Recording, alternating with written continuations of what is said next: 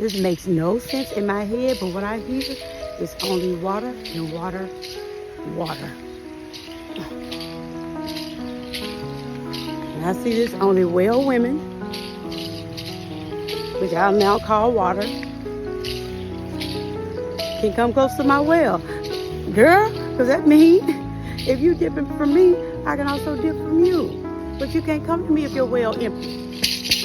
Girl, this is coming. You can't come to me if your well is empty. For what? Then when you drain all my water, what I'm going to do? And that's what happened to me for a long time. My career drained my water. I got to rest. Because that's where I just came from. My career drained my water. And I didn't have a lot left for the people I loved, particularly my children. And now as I'm becoming water, me and my kids don't even have to have like long conversations anymore. We touch base and what's understood ain't got to be explained. And I think the water that I did have to give them when I was in the fray of all that busyness was sprinkled with some guilt. Damn sure was tired. Frustration. You don't want your kids drinking from nothing like that. And what does it take to clear or cleanse your water? My friend, Tanya, that I'm staying with, was telling me about a group of friends down here in Atlanta that she can go and sit with and talk to and bitch and cry. When she said cry, my heart just went, oh, I'm so glad. The Black Well theory, y'all, I'm encouraging trauma bonding. Now, we may have to name it something else. What that means is I do need another sister to talk about my trauma with. I just hope that other sister is a well woman. But I need to bond over that. You know, plantation psychology, be careful trauma bonding, all that kind of shit. You know, the Black Well theory said, find you somebody to bond with, just make sure they're well. You need some trauma bonding with a hint of petty. That's the Black Well theory. I want you to be a little petty too, sis, because that's who we are. They call it petty. We can call it something else. This trip to Atlanta has helped me accept yet a new title, a behavioral scientist, because I'm reading Dr. Frances Cress Welsing, the ISIS papers. The woman was a genius.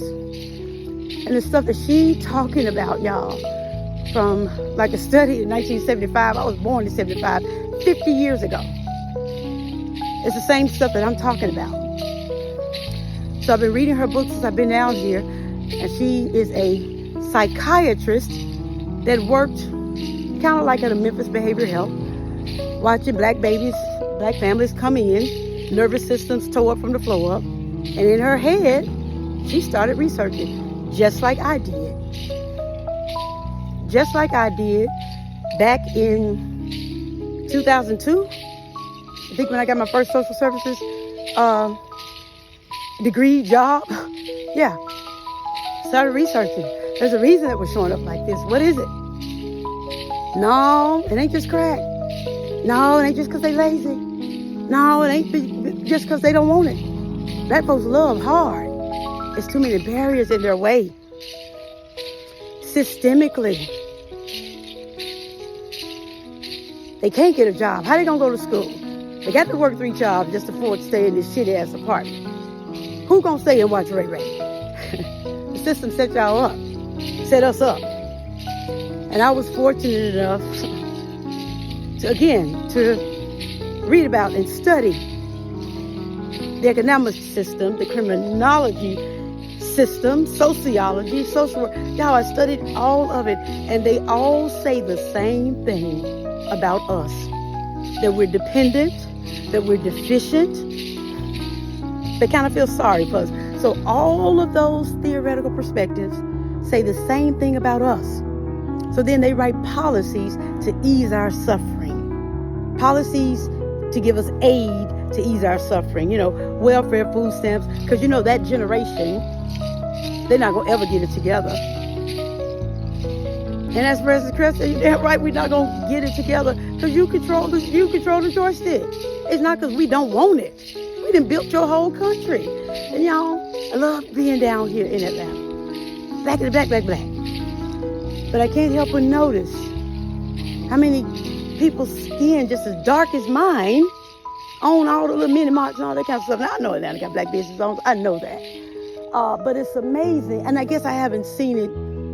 There are parts of Atlanta that remind me so much of Memphis and now my hometown. That, people also with dark skin from across the water can come over here and set up businesses with their families. And we have been on this soil and built it. And you just gonna say we lazy and don't want to act right? No, bitch, we traumatized. Because we still got to go to our abuser with our hand out. Who Francis Crest calls now narcissist. And I just can't believe that she talked about white supremacy being narcissistic. Like, I think even before I heard of her, I was saying that. Because the goal of white supremacy to standardize themselves as the way that everybody else should live. And then I'll make you think that you have a chance at being as powerful as I am, knowing damn well you never will. Even if you happen to get maybe a degree. Then I'm going to cut you off maybe with, I might not give you a loan. You get what I'm saying? And so I shift shit to, the way you're successful now in America is the things that you have. Cars, clothes, house, jewelry, kids in private school. So you got to break your neck to do it, to get it.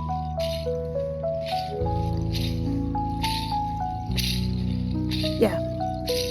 It's been a great Mother's Day. How you doing, sis? It's been a great Mother's Day.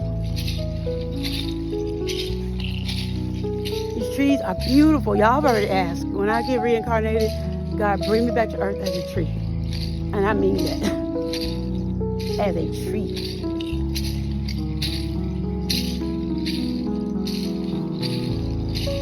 As a tree. Black women, life started with us. We have the mitochondrial gene. All birth goes back to us. Started with us. I'm not going to say it's going to end with us, but it'll restart with us again. And we got the covering and the blessing of all of nature, Mother Earth, God's strength with us. But for some of you, your fear is in the way. You've grown addicted to the system. You've grown addicted, because I was, Lord have mercy, I was addicted to getting that paycheck. My thing was, I need my check because I need to pay my bills. I got to get paid because I got to do this. I got to do that. Now, if I'm saying all of that, what was my connection to God? Now what I hear is, I don't need to do nothing but connect with the source, not the resource. We worship the resource.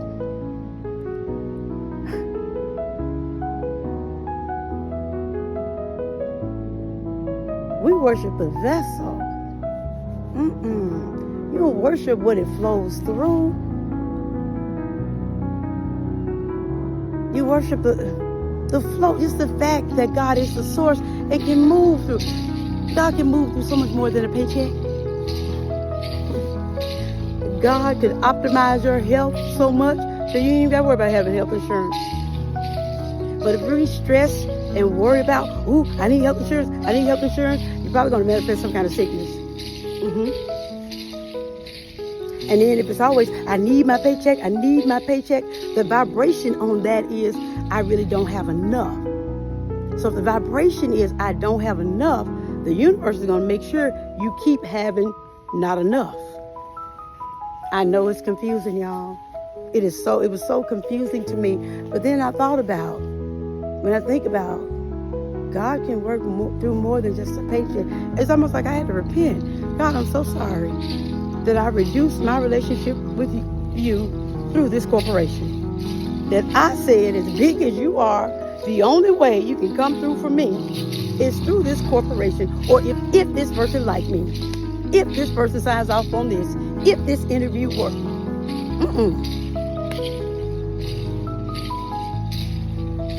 Now I put God to the test. If this is who you say you are, you're going to show me. And I really, always been that way. The spiritual journey now has just helped me access it, even more. And, a lot of people believe that if I leave the church, which is a system, y'all, the church and religion is a system. And if you're honest with yourself, when is the last time you felt the move of God? Not just your cry of emotion that you acted like was a praise dance and it was really pain. Not your worship that you acted like was worship and reverence unto God, but was really pain. And God can't be moving that much. It's just free enough for you to express that pain. But when have you felt God move to the point of being transformative in your life? I'll wait. And this ain't me checking you. I love you enough to tell you the truth. And I've said this before on social media. If you look at the Mayan calendar in 2012, it was 500 years of, Christianity, Christian reign. So the way I looked at it, Jesus left the church in 2012, y'all. And it's really given from 2012 to now for y'all to find God and not the damn building.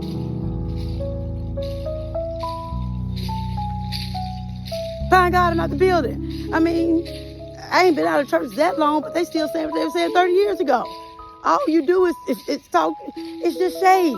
And people around here saying, and folks better do this, and folks better do that. And y'all, amen, hallelujah, to what? How has it been edified? Just because you sitting in the building, you think you better than folks like us that don't go to church? We're at a time of joyless, fearful Christians. And to me, Jesus is like, don't even put that on me. I don't know them. I don't know y'all. Christians, you got the power, and look at the state of the world. That's blood on your hands. You're too busy pointing your fingers at everybody else saying what they're not doing and they're not right, they're not okay. My response to that is, y'all must not have been praying then. All the stuff that Christians talk about. You don't like homosexuality. You don't like, fornicating. You don't like all this and that. Well, you must not have been praying. Ain't it your job to pray? Y'all were our leaders. We don't need pastors no more. We don't need police officers no more. We just need well women, resourced, taking care of their communities. Because that ancestral DNA is already encoded in us. It's a soul remembrance. We did it long before Christianity was even a thing. We were already doing it, people that look like us.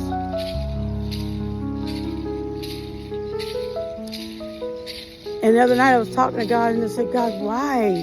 Because I know people in the black diaspora are your chosen people. I know you love black Americans. Why have we suffered so much? The Spirit said as plain as day, the split energy.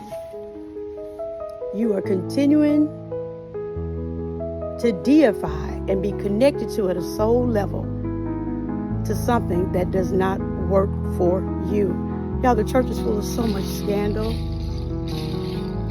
I've been a part of churches. Everybody knew they fucking a choir member. Knew the bishop was fucking his secretary.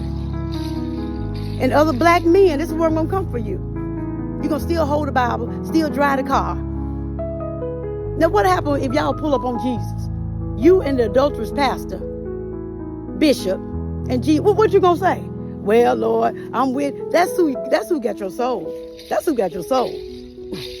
This broken man.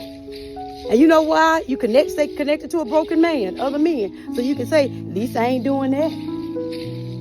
Or there are times, me and you cover other people's shit. Because maybe the shit that you're doing. But look at what it's done. Look at what it has done to our society. And black men now, I'm going to come for you. You'll say in a minute about these young boys, these young niggas, and what they need to do. Nigga, you ain't even faithful to your wife. It's the same thing energetically. It really is. It's the same thing energetically. It's the same thing. We got to figure out how to go back within ourselves, y'all, and reconstruct. I added another piece to my theory. Was going to ask, are we living from system or are we living from the soul? The system has all to do with what America told you had to do, told you that you needed in order to be okay. And black people did it. But then they said we were lazy, said that we were crazy, said that we were criminal, that we were violent. So y'all know what they did? Put drugs on the street. So the dope boy could make some money to participate in capitalism. And what that did was make us blame each other. Niggas can't make no dope. Niggas can't make no guns. And here are the other thing that's interesting too. America didn't have an obsession with guns. This is in the research. Didn't have an obsession with guns and weapons until after slavery ended. Because they've always been ready for black people to overtake. And y'all, I'm friends with people from other countries. And this friend I had from Australia, and he said to me, people in other countries really don't respect black Americans. His name was Marcus. And I said, what you mean, Marcus? He said, they don't, because we waiting on y'all to get y'all lick back. We waiting on y'all to get y'all lick back. Like, why do you take so much from weaklings? I mean, he said he had white skin. He said it. And y'all, I'm just telling you what I'm hearing to say. We make excuses for them, and we come hard against us. So in my theory, when you start talking shit about yourself or another black person, you acting white. I know it's hard to hear, but I'm going to keep on telling you and hoping that it get in your subconscious.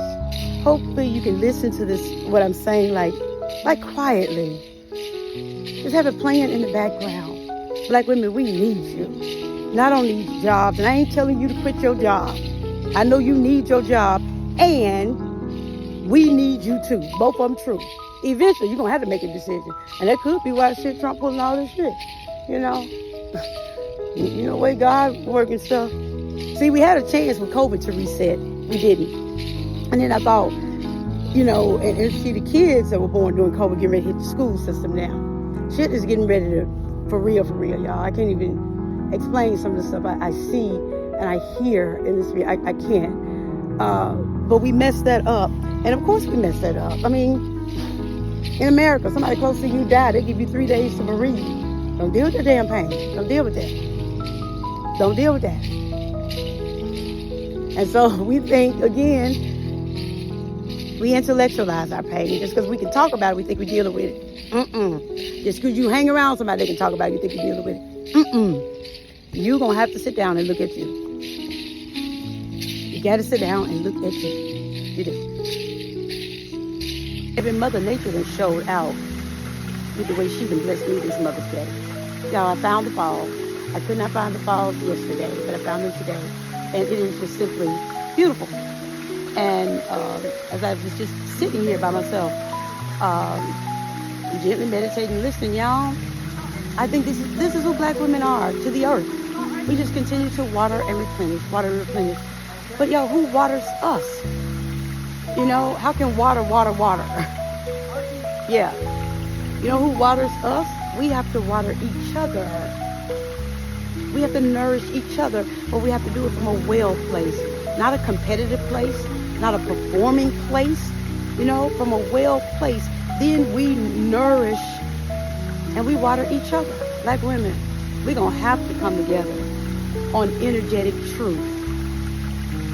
That's what Mother Nature wants from us. For real. Let me head back to my car, y'all. This has been the best Mother's Day ever. Best Mother's Day ever. I'm loving being Storm Blackwell. Oh, God. She's so brave and so fearless.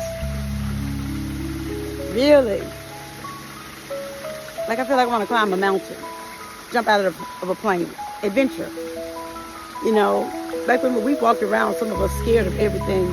And for what? We done built the whole world. How many of y'all made $1 out of 15 cents? Man, what you scared of? How many times has a way been made when there was no way? Now, I know we'll say God made a way when there was no way, but you had to be obedient.